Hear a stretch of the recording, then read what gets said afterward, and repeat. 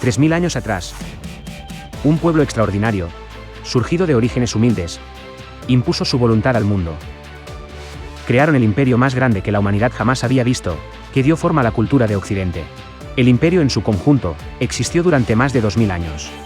En este episodio de nuestra miniserie sobre Roma, seguiremos descubriendo la extraordinaria historia de cómo Roma se convirtió en la primera superpotencia del mundo. Exploraremos el surgimiento de la República y su primera etapa, un periodo de gran expansión para Roma. Examinaremos los conflictos entre plebeyos y patricios, las primeras leyes, fundamento del derecho romano, la expansión de Roma por el Lacio y la conquista de toda la península. Exploraremos también uno de los acontecimientos más importantes de la historia de Roma, la invasión, saqueo y destrucción de la ciudad por parte de los galos, un evento que podría haber convertido a Roma en solo una nota al pie de página en la historia. Examinaremos la expansión de la República Romana hacia el sur y los enfrentamientos con las colonias griegas durante las guerras pírricas. También repasaremos el inicio del enfrentamiento de Roma con Cartago, que desembocaría finalmente en las guerras púnicas, en la segunda etapa de la República. No se pierdan este segundo y espectacular episodio sobre Roma.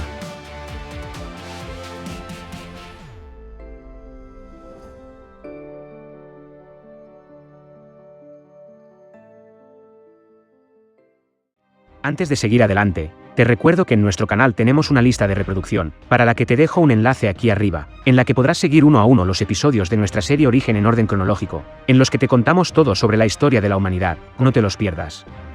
También les dejo un enlace aquí arriba a nuestro canal en inglés, where you will find the English version of this video. Y no olvides por favor suscribirte al canal, dejarnos un like y compartir el contenido, para que de esta forma nos ayudes a lograr que nuestro trabajo pueda llegar a mucha más gente. Gracias. En el año 509, anterior a nuestra era, comenzaría una etapa extraordinaria de expansión y progreso para Roma,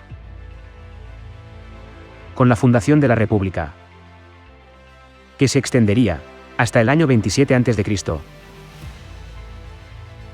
Durante los 4 siglos que siguieron a la fundación de la República, Roma consolidó su poder en el centro de Italia, se impuso como potencia dominante de toda la península, sometiendo y unificando a los demás pueblos itálicos, y enfrentándose a las polis griegas del sur.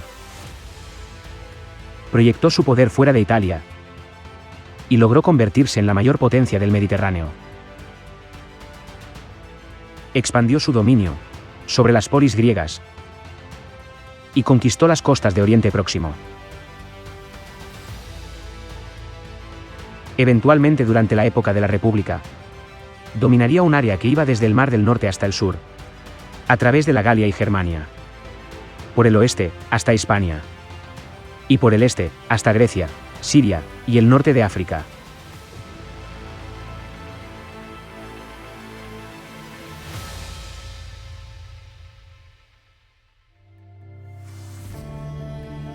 La República Romana se convirtió en un símbolo de libertad, en la identidad de los ciudadanos de Roma, aquello por lo que estaban orgullosos. Así como los griegos en Atenas lo estaban de su democracia. No es casual que tanto Roma como Atenas se liberaran de sus tiranos al mismo tiempo, alrededor del año 509 anterior a nuestra era. En el mismo momento en que Grecia daba luz a su democracia, Roma creaba su república. Como lo vimos en nuestro episodio anterior sobre Roma, antes del nacimiento de la República, Roma tuvo una monarquía como forma de gobierno. Durante este periodo, que comenzó en el 753 anterior a nuestra era, con la fundación de Roma, en la colina palatina, por parte de Rómulo, luego de haber vencido a su hermano Remo. 7 reyes la gobernaron.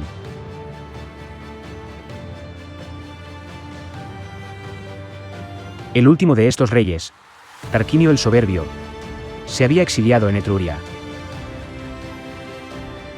Tarquinio el Soberbio usó la violencia, el asesinato y el terror para mantener el control sobre Roma, como ningún rey anterior los había utilizado. El punto crucial de su tiránico reinado sucedió cuando permitió la violación de Lucrecia, una patricia romana, por parte de su propio hijo Sexto. El Senado entonces decidió la expulsión de Tarquinio en el año 503 a.C. Esto supuso el fin de la influencia etrusca tanto en Roma, como en el Lacio, y el establecimiento de una constitución republicana. Luego de que expulsaran a Tarquinio el Soberbio, que había reinado 25 años, el Senado decidió abolir la monarquía, convirtiendo a Roma en una república, en el año 509. Los romanos, a partir del nacimiento de la república, se ocuparon de desvincular del periodo monárquico los logros obtenidos hasta ese momento y de atribuirlos a la nueva etapa de la república. En la mente de los romanos, nada debía quedar asociado con la monarquía, nunca más. Todo lo que era bueno en la ciudad debía tener su origen en la libertad, en la república. Con la nueva libertad vino el nuevo sistema político. Para los antiguos romanos, la transición de una monarquía a una república fue suave y perfecta. La historia dice que los primeros cónsules fueron elegidos inmediatamente, y que el nuevo sistema político quedó completamente establecido durante el primer año de la república. Sin embargo, las excavaciones arqueológicas cuentan una historia diferente. Nos indican que la transición fue muy gradual y tomó décadas. Incluso el famoso Tito Livio admitía que era imposible ordenar la cronología de los primeros cónsules romanos, sin errores.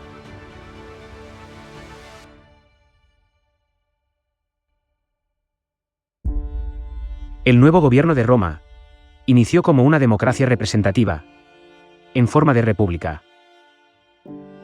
Durante la República Romana temprana, se crearon importantes oficinas e instituciones políticas nuevas, y las antiguas se adaptaron para hacer frente a las necesidades cambiantes del Estado. Los romanos reemplazaron su monarquía con 2 magistrados electos, llamados cónsules. Estos cónsules, que habían venido a reemplazar al rey, eran principalmente generales, cuya tarea era liderar los ejércitos de Roma en la guerra. Cada uno de ellos tenía el poder de vetar al otro. De esta manera, podrían controlarse mutuamente, y ninguno de ellos sería capaz de captar demasiado poder. Los cónsules eran elegidos por asambleas legislativas.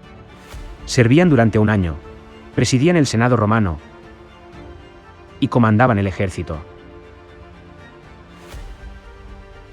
Aunque su poder estaba algo limitado por el establecimiento de otros cargos de magistrados, los cónsules eran efectivamente los jefes de Estado.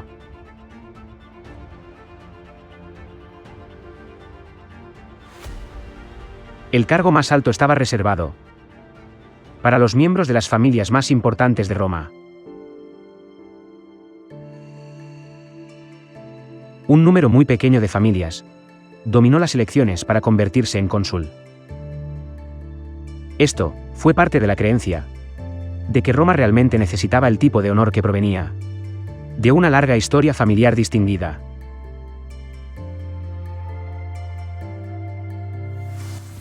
Las familias más ricas de Roma, los patricios, tenían el poder, y solo ellos podían ocupar cargos políticos o religiosos.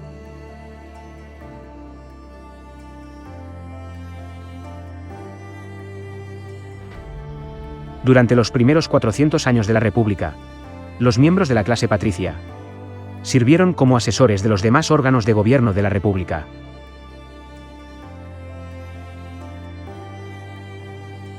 Por debajo de la nobleza en la pirámide social estaba la plebe. Ningún miembro de este grupo podía ocupar un cargo político o religioso. Los plebeyos constituían la mayoría de los soldados del ejército romano.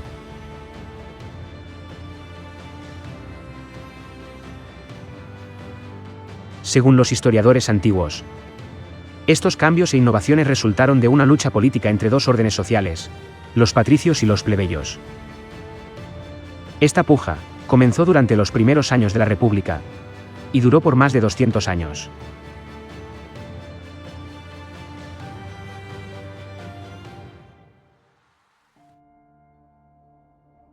En el corazón de la República Romana estaba el Senado.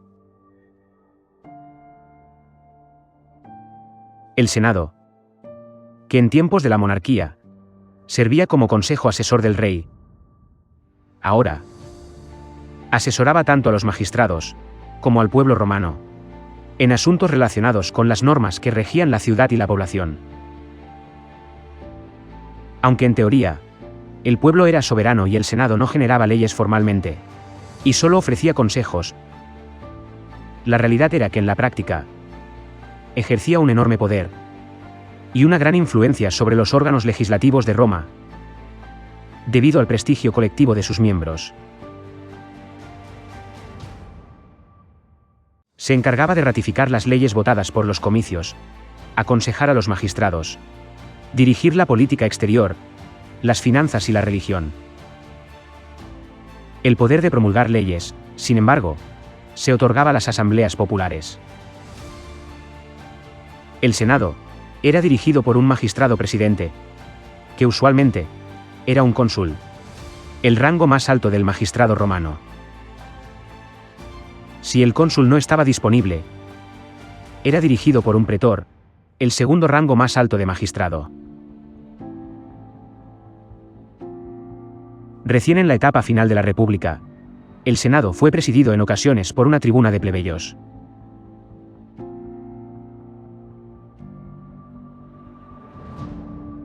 Aunque no remunerados, los senadores sirvieron de por vida, a menos que fueran destituidos por un censor, por mala conducta pública o privada. En tiempos de emergencia militar, cuando era necesaria la unidad de mando, Roma nombraba un dictador en lugar de los cónsules. Este, sin embargo, no podía ostentar el mando militar supremo por más de 6 meses.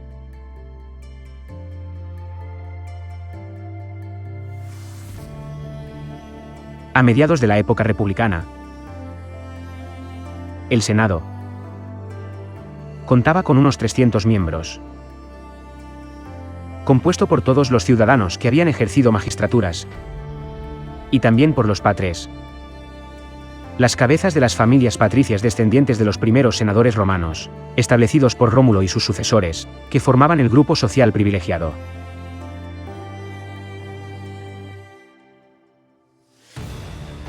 El Senado duró solo un breve tiempo como único órgano de gobierno de la República, desde la fundación de la República en el 509 hasta el 494 a.C., cuando una huelga orquestada por los plebeyos generó un cambio profundo en el sistema de gobierno. Las tensiones entre las dos clases, patricios y plebeyos, siguieron creciendo, especialmente porque los residentes más pobres de la ciudad formaban el grueso del ejército y no gozaban de derechos políticos. Vertían su sangre en defensa de la República, pero no podían elegir a sus magistrados. Muchos acabaron arruinados, porque el servicio militar les impedía cultivar sus campos.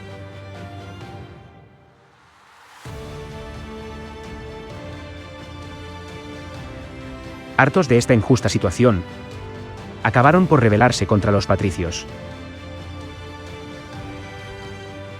Finalmente, en el año 494 a.C., los plebeyos se declararon en huelga, se reunieron en las afueras de Roma, y ocuparon el Monte Sacro, una colina de 50 metros de altura, a orillas del río Anio.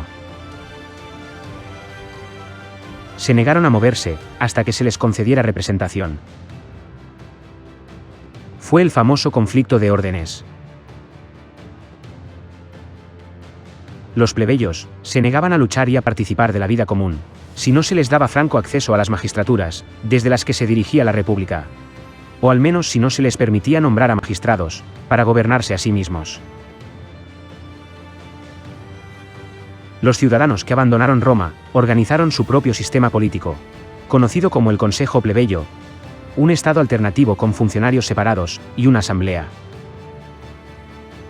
Con esta huelga, en Roma la vida se detuvo. La plebe era la fuerza de trabajo de la ciudad.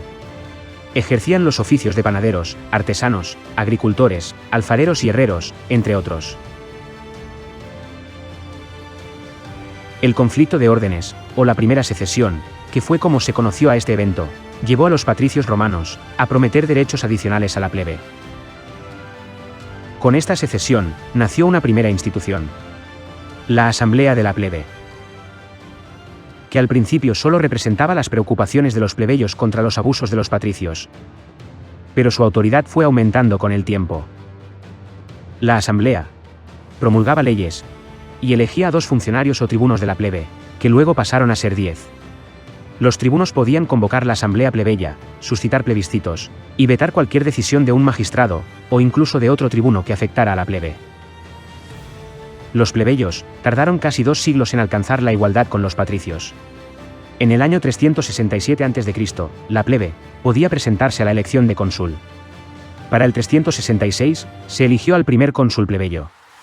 En el 342, se estableció que uno de los 2 cónsules debía ser plebeyo. Y en el año 172 a.C., la plebe ya ocupaba los 2 consulados. Con el paso de los años, los plebeyos consiguieron que las leyes se pusieran por escrito, para evitar que los magistrados patricios se aprovecharan de que solo ellos las conocían. Los plebeyos también consiguieron levantar la prohibición que les impedía casarse con patricios. Estas concesiones, que llevaron más de un siglo de lucha, y otras 2 secesiones conocidas en el 471 y en el 449 a.C., se plasmaron en una serie de leyes que abrieron resquicios a los plebeyos en el sólido y opaco mundo de la política republicana patricia. En el 454, finalmente, se establecieron leyes escritas relativas a la plebe, y los plebeyos y patricios de Roma acordaron el nombramiento de una comisión de 10 hombres, los decemviri, elegidos para viajar a Grecia a estudiar sus leyes y poder emularlas. En el 451 se publicaron las 10 tablas de la ley, y al año siguiente se agregaron 2 más. Las 12 tablas fueron el fundamento del derecho romano, y con estas se introdujo la igualdad, la justicia y el castigo en la vida de los ciudadanos, ya fueran plebeyos o patricios.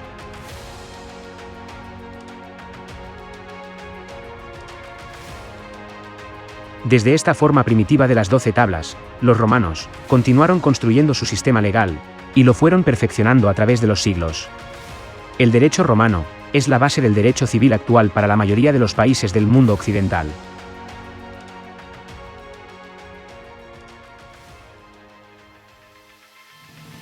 Los romanos no establecieron ningún plan deliberado para construir un imperio.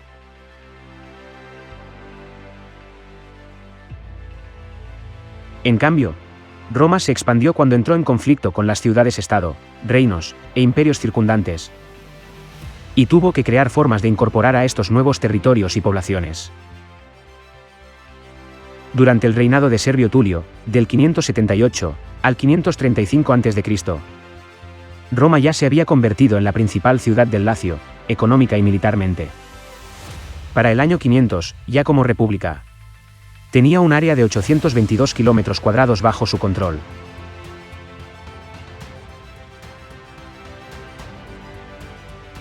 Los romanos no intentaron convertir en romanos a la población de las regiones conquistadas. En su mayor parte, a las ciudades y regiones que quedaron bajo control romano, se les permitió mantener sus instituciones culturales y políticas existentes. El único requisito importante que impuso Roma a sus enemigos derrotados fue que proporcionaran soldados para las campañas militares. A la mayoría de los enemigos conquistados se les ofreció cierto nivel de ciudadanía romana, en algunos casos con pleno derecho de voto. La oferta de ciudadanía ayudó a construir un sentido de identidad compartida en torno a la lealtad a Roma. Para administrar los nuevos territorios que quedaron bajo su influencia, los romanos crearon provincias formales y designaron a exfuncionarios políticos para administrarlas. Dada la distancia entre la mayoría de las provincias y Roma, estos gobernadores a menudo tenían un poder y una flexibilidad considerable para tratar los problemas locales.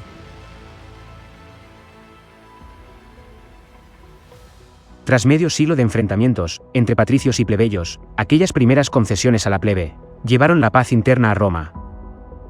Y fue en ese momento, al comienzo mismo de la República, cuando las conocidas siglas SPQR, Senatus Populusque Romanus, o el Senado y el pueblo romano, se convirtieron en la divisa de Roma, significando que todo se hacía en nombre de los dos grandes poderes que gobernaban la ciudad: el Senado de patricios y las asambleas de ciudadanos plebeyos, encargadas de elegir los cargos públicos.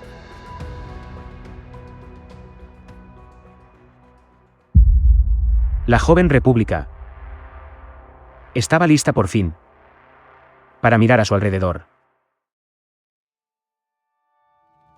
Desde el comienzo de la República, Roma ejercía un poder predominante sobre el resto de las ciudades latinas, y les había impuesto un pacto de privilegio. Se trataba del Tratado de Casio, que establecía la paz entre Roma y todas las ciudades latinas. Pero a pesar de este pacto, las ciudades del Lacio intentaron librarse de la superioridad de Roma y de los abusivos pactos que les imponía, aliándose cuando la ocasión era propicia con enemigos exteriores como los belicosos volscos o con los equos. Durante 150 años, los latinos mantuvieron continuos enfrentamientos con Roma, en lo que se conoció como las Guerras Latinas.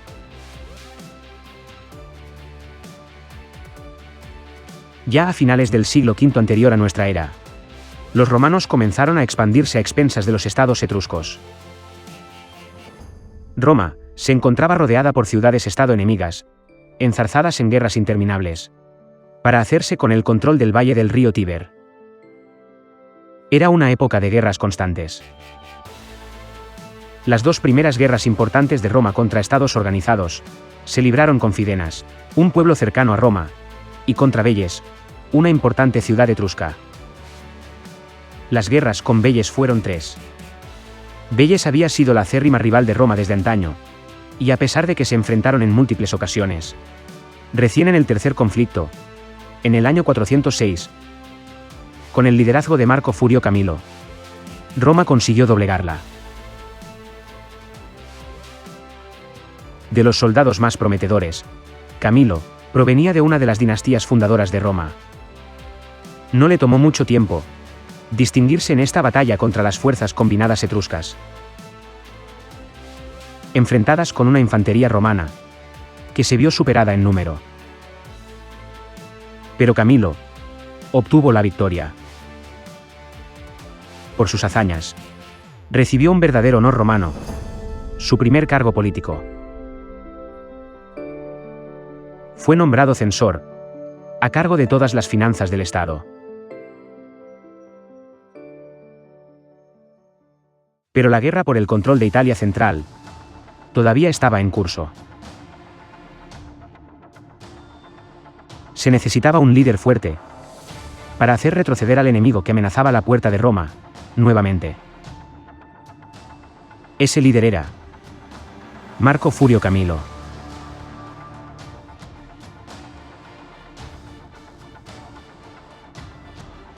El Senado jugó su carta.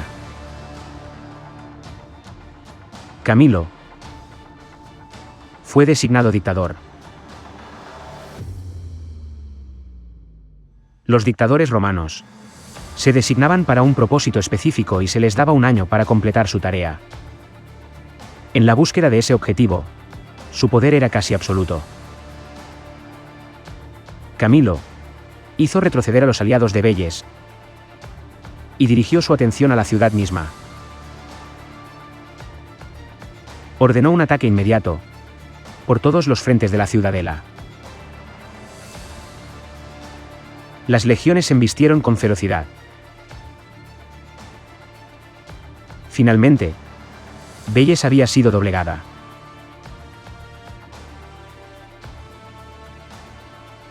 Para celebrar la victoria de Camilo, Roma lo hizo como nunca antes. Camilo usó su nueva fama para establecerse en Roma y asumió su posición en el Senado romano. Con las demandas militares, vino la necesidad de reorganizar el ejército y hacerlo más eficiente. Al principio, el ejército romano copió al etrusco. Fue debido a la influencia de sus vecinos del norte, que los romanos introdujeron las formaciones de falange de origen griego.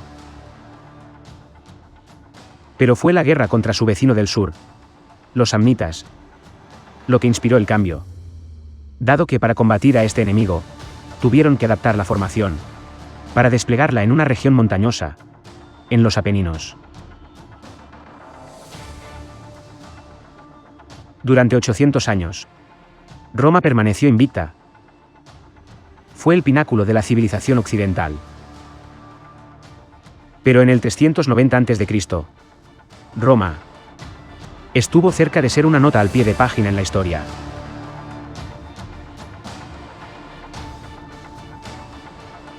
Durante los últimos 100 años, Roma había duplicado su territorio despiadadamente. Las antiguas ciudades-estado etruscas estaban perdiendo su control sobre el norte de Italia. Y mientras Roma se apresuraba a llenar el vacío de poder, descubrió que no era el único imperio que buscaba controlar el centro de Italia. Las historias de conquista romanas se habían extendido por la península, y ahora otros querían repetir su éxito.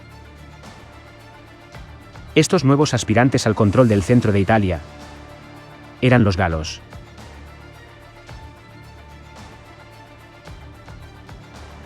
Sabemos muy poco sobre la patria de los galos.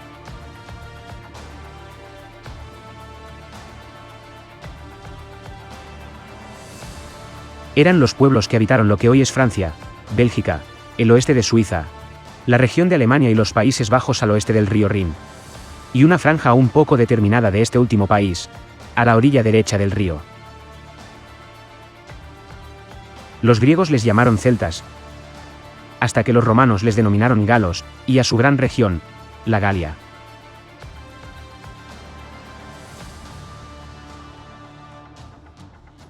Alrededor del año 600 a.C., el legendario rey galo Belovesus había liderado a varias tribus a través de los Alpes, que habían derrotado a los etruscos locales y fundado algunas ciudades, entre ellas Mediolanum, la moderna Milán.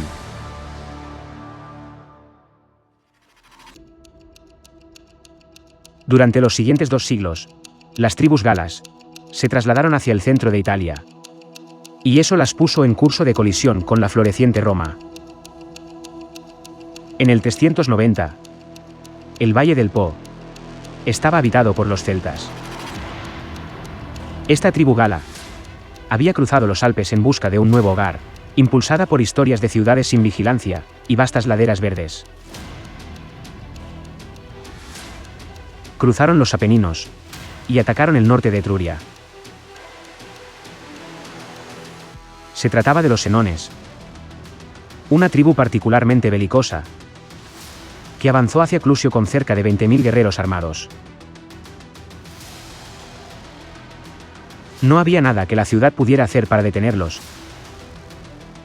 Así que cuando llegaron los senones, liderados por Breno, los clusianos se vieron obligados a pedir ayuda a Roma.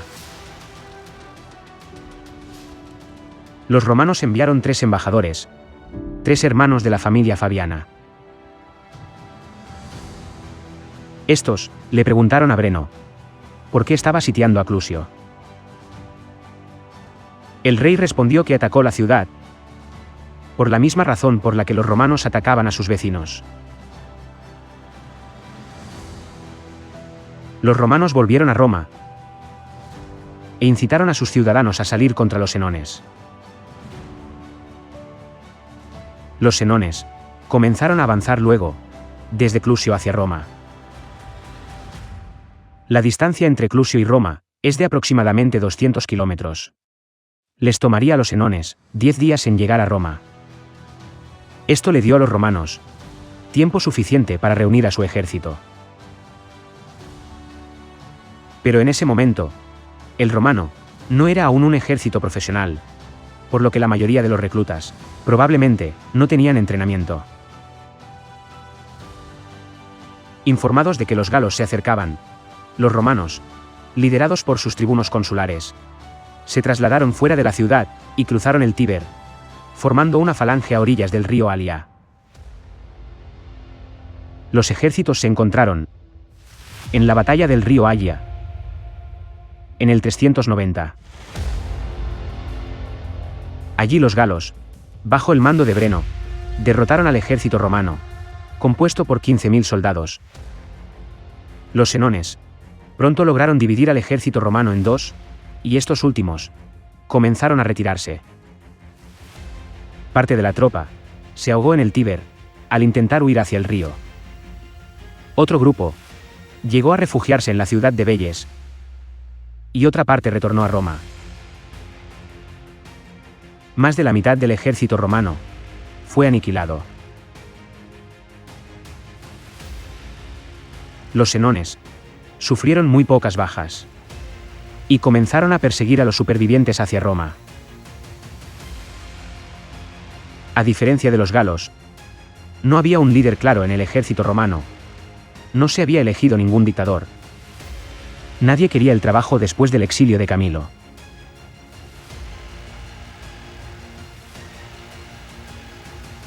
El otrora héroe y dictador romano había tenido que exiliarse voluntariamente en Ardea, luego de haber sido acusado de realizar una injusta distribución del botín de Velles. Solo unos días después de haber derrotado a los romanos en Alia, Breno intentó tomar Roma con un asalto.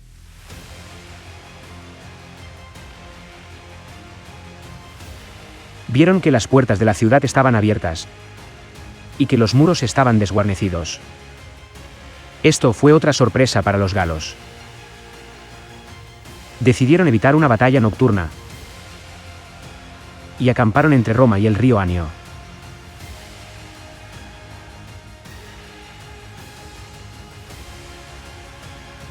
Los habitantes de Roma entraron en pánico y se dieron cuenta de que estaban indefensos. Solo con una pequeña fuerza, la de los sobrevivientes que habían vuelto a Roma.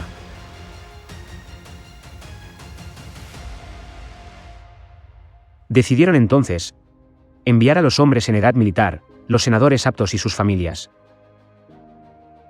a la colina capitolina, con armas y provisiones para defender la fortaleza. El Flamen de Quirino y las vírgenes vestales, que eran sacerdotes, debían llevarse los objetos sagrados del Estado.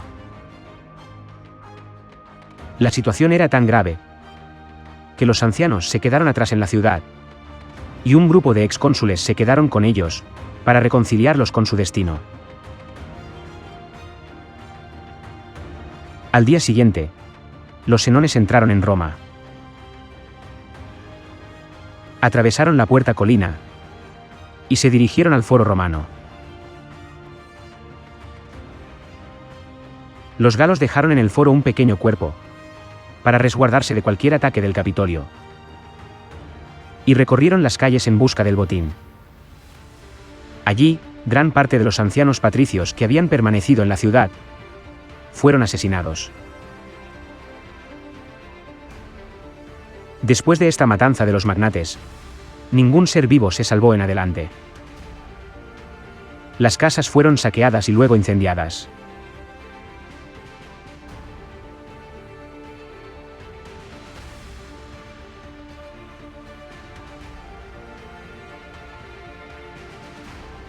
A pesar de la angustia de escuchar los gritos del enemigo, los alaridos de las mujeres y los niños, el estruendo de las llamas y de las casas derrumbándose, los hombres refugiados en el Capitolio estaban decididos a seguir defendiendo el cerro.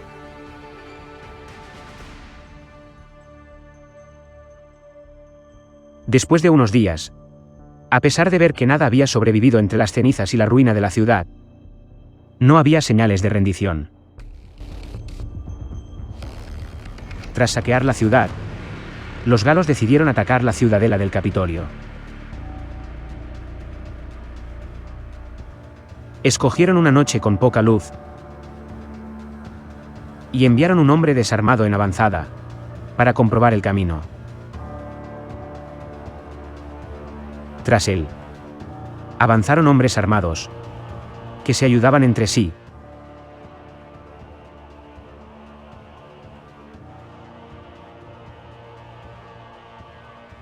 Llegando finalmente a la cumbre. Tan silenciosamente se habían desplazado, que no solamente pasaron desapercibidos a los centinelas, sino también a los propios perros, animales particularmente sensibles a los ruidos nocturnos. Pero no escaparon a la atención de los gansos sagrados del templo de Juno, que armaron tanto ruido que despertaron a los romanos. Estos comenzaron a desalojar al enemigo con una lluvia de piedras y lanzas,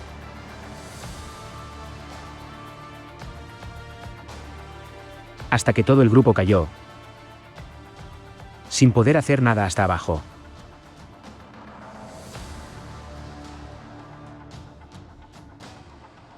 Los romanos cargaron e infligieron tantas bajas, que el enemigo nunca volvió a intentar tomar la colina.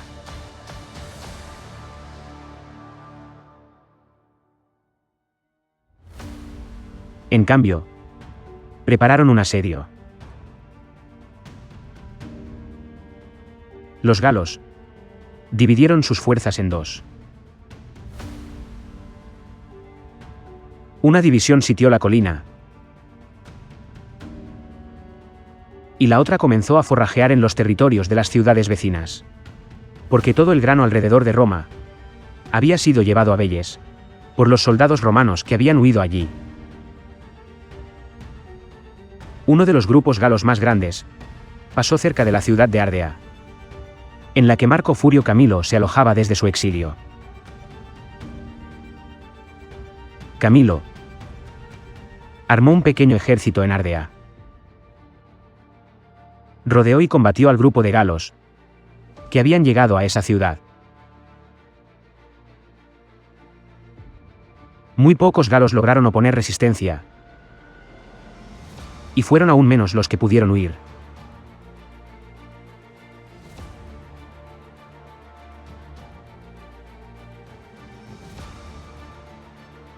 Lo que quedaba del Senado romano se reunió rápidamente y nombró a Camilo como dictador. Al recibir esta noticia, Camilo viajó a Velles, junto con los ardeanos y otros aliados.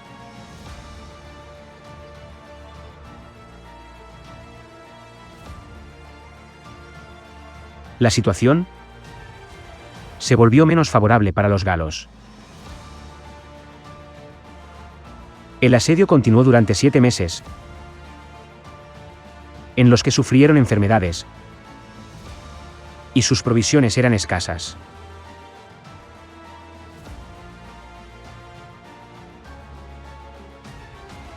Los romanos refugiados en el Capitolio también se estaban muriendo de hambre.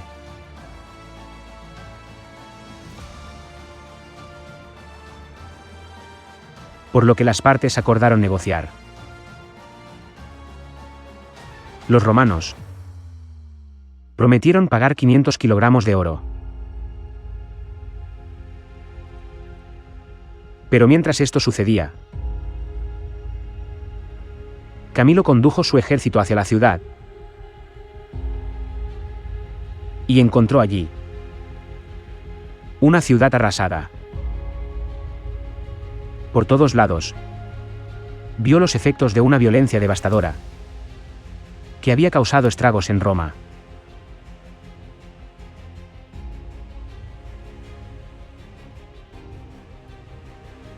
El acuerdo alcanzado entre el tribuno consular romano y Breno para el pago de 500 kilogramos de oro como rescate del pueblo ya era bastante humillante para los romanos. Pero esa humillación se agravaba por la despreciable mezquindad de los galos,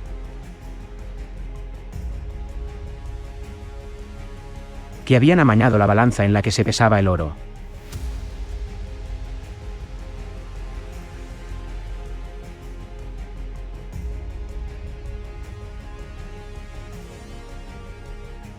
Los romanos protestaron ante Breno, que se limitó a arrojar su espada para añadirla al peso de la balanza, a la vez que pronunciaba la famosa frase, Vae victis, ¡ay de los vencidos! La frase sobrevive hasta nuestros días, usándose para hacer notar la impotencia del vencido ante el vencedor, sobre todo en las negociaciones entre ambos. Finalmente, Breno ordenó a su ejército que abandonara la ciudad.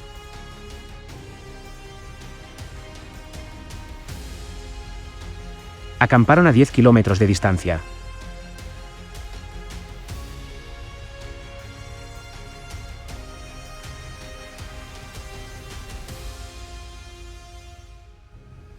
Luego Camilo con su ejército llegó al lugar en el que se había cerrado la negociación. Camilo alegó que dado que él era dictador, ningún acuerdo era válido sin su aquiescencia.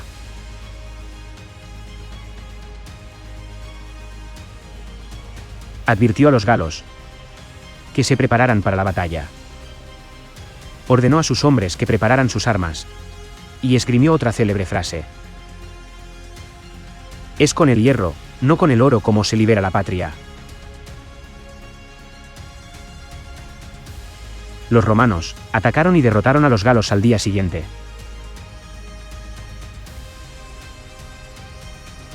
Los galos, alarmados por el giro que habían tomado las cosas, tomaron sus armas y se lanzaron sobre los romanos, con más rabia que método.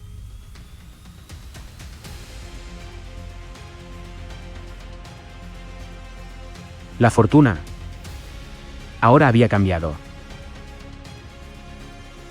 La ayuda divina y la habilidad humana estaban del lado de Roma. En el primer encuentro, los galos fueron derrotados muy fácilmente.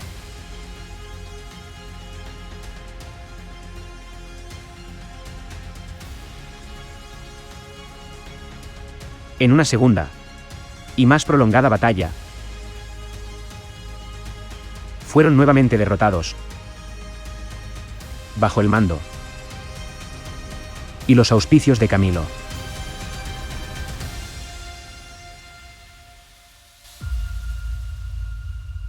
Aquí la carnicería fue completa. El campamento fue tomado. Y no quedó ni un solo hombre para llevar la noticia del desastre.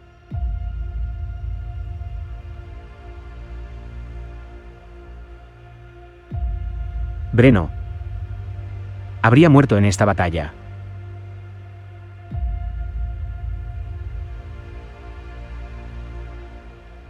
Después de recuperar así su país del enemigo, el dictador volvió triunfante a la ciudad. Había salvado a Roma en la guerra, y ahora que se había restablecido la paz, demostró sin lugar a dudas ser su salvador nuevamente.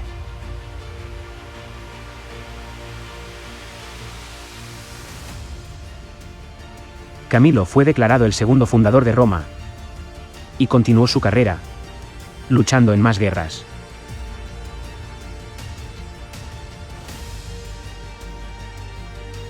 El saqueo obligó a los romanos a construir murallas. Y durante los siguientes 800 años la ciudad no sería saqueada.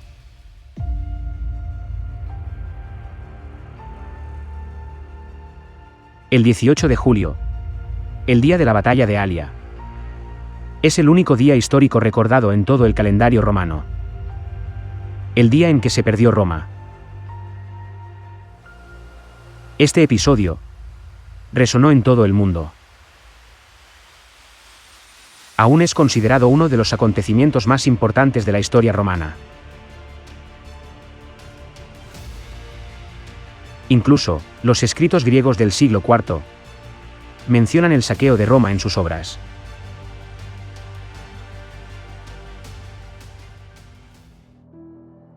La expansión de Roma había comenzado mucho antes del ataque de los galos,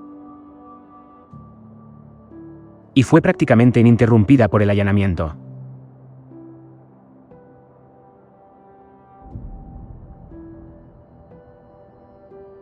Desde el comienzo de la República Romana, Roma había estado en guerra con Etruria, y en el 396, Veles había sido conquistada. Los romanos comenzaron a fundar colonias latinas en Etruria. Desde el comienzo de la expansión, hasta principios del siglo IV, Roma había extendido su territorio en un 75%.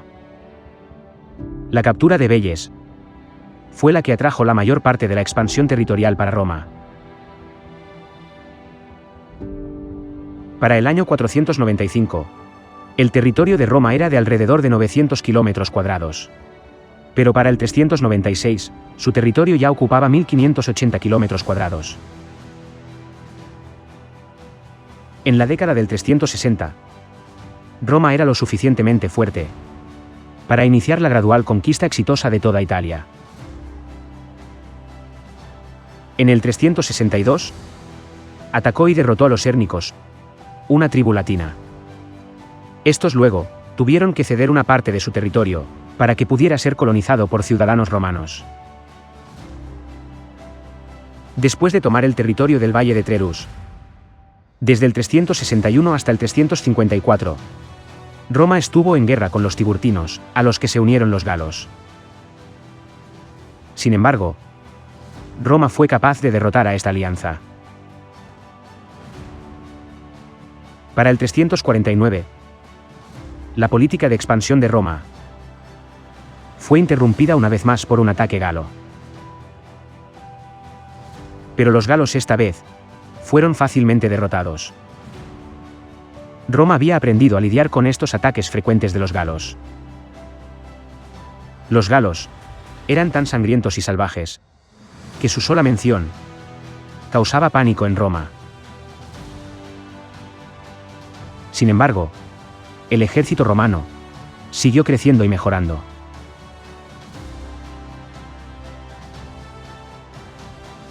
La política externa de la ciudad-estado no cambió. En todo caso, Roma se volvió aún más ambiciosa y comenzó a conquistar a sus vecinos, uno a uno.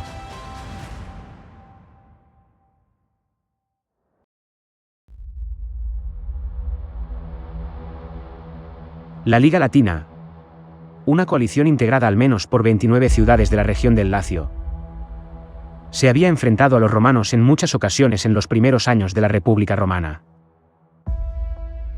Fue precisamente la conquista de la ciudad de Veyes y la invasión de los galos lo que hizo ver a las ciudades latinas que debían parar el ascenso de Roma, si no querían ser los siguientes que perdieran su independencia.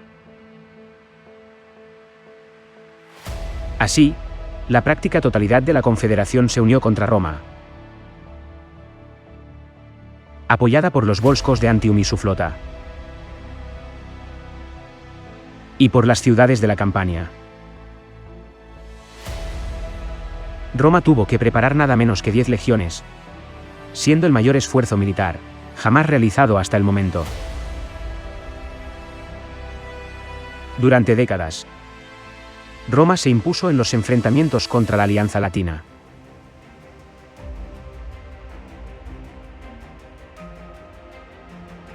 En las últimas batallas, Roma logró derrotar a la Liga en el Vesubio, y luego en Trifanum.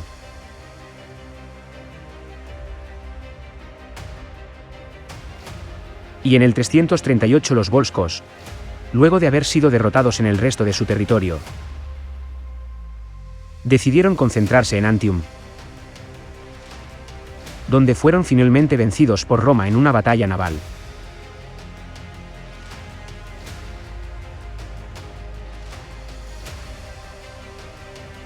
Tras la rendición de Antium por tierra y por mar, los romanos utilizaron las proas de sus barcos como adorno de la tribuna de los oradores en el foro romano. Esta importante victoria marcó el fin de las guerras latinas.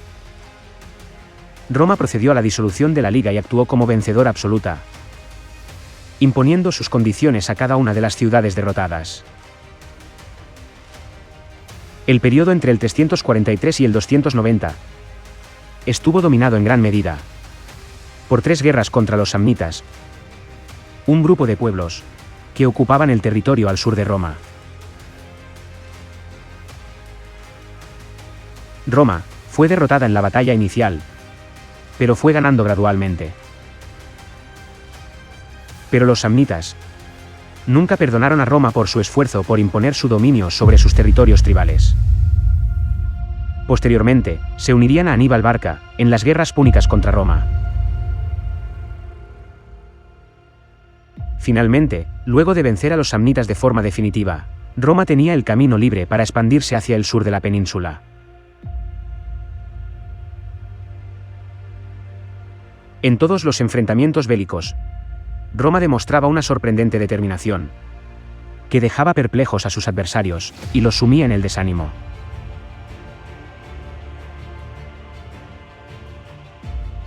Si los romanos resultaban siempre victoriosos, era porque ningún otro pueblo deseó la victoria tanto como ellos. Sin importar las batallas perdidas, los costes materiales o de vidas humanas, Roma volvía siempre a la pelea, con la experiencia de los errores cometidos. Y jamás daba por terminada una guerra, hasta asegurarse de que a sus enemigos no le quedaran ni los ojos para llorar su derrota.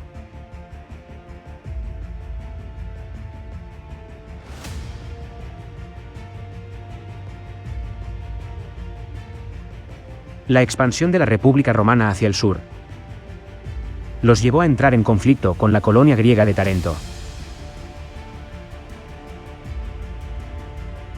Para ese entonces, Roma dominaba ya toda la península y se había convertido en uno de los estados más poderosos de su entorno. En respuesta a la agresión romana, esta colonia pidió ayuda al rey Pirro de Épiro. Épiro envió a Tarento un ejército que derrotó a los romanos en 2 batallas, deteniendo su avance. Pero otra colonia griega tuvo un problema similar. Sicilia sufría los ataques de Cartago, una ciudad de África, en el territorio del actual Túnez, que había sido fundada por comerciantes fenicios, y se había convertido en una floreciente civilización en expansión.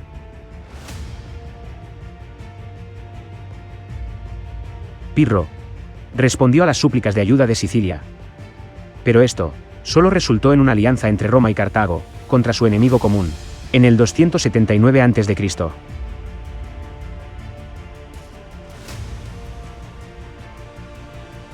Esta alianza entre Roma y Cartago fue muy extraña, aunque ambas partes prometieron enviar ayuda militar a petición de la otra. Pero el resultado fue desastroso para Cartago, que perdió todas sus posesiones en Sicilia. El rey Pirro zarpó hacia Italia para enfrentarse a los romanos una vez más, en el 275 a.C., y fue derrotado.